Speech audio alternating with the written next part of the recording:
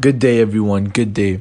Today I have an exciting guest with us, and his name is Terry Jones, who is the director for Monty Python and the Holy Grail.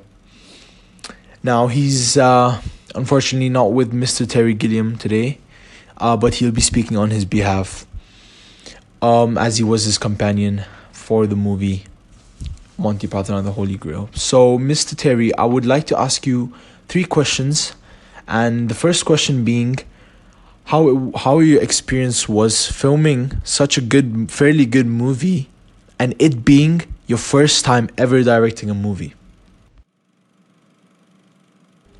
You see, Tawheed, knowing that the amount of technology we had and the very less of people, as you say, that we had to back us up in this making this comedic movie with little less historical significance, we see this movie as a learning step, of course, and we tried our best to entertain the audience with multiple comedic scenes throughout the movie.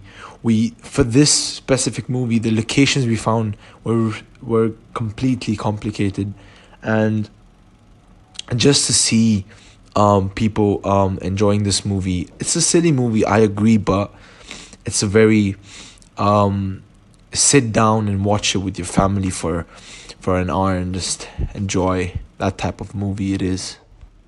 The second question being, and a very obvious question that I feel like the most of your audience would ask you, is why did you not have real horses to let like King Arthur and your other characters mount onto? What was the reason behind this? I'm sure that there is something behind this.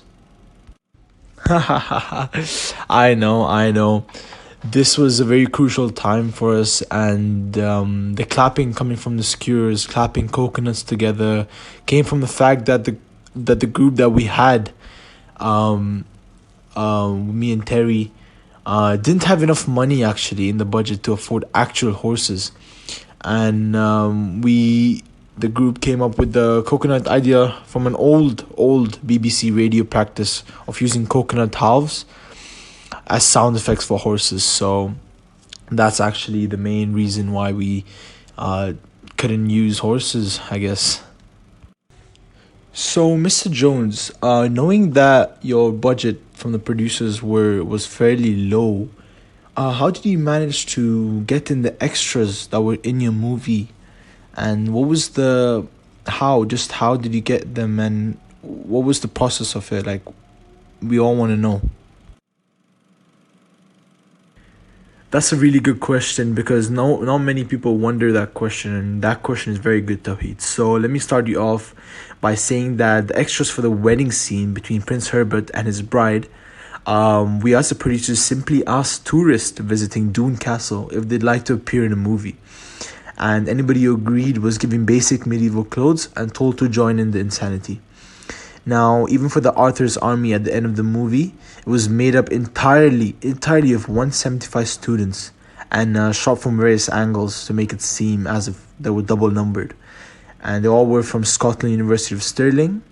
And actually, you would be thinking, how will you satisfy them at the end of the movie? 175 students, how would you pay them? We actually paid them €2 and got free transportation, food, and an abundance of crazy aunties for a single day's work, and that was phenomenal.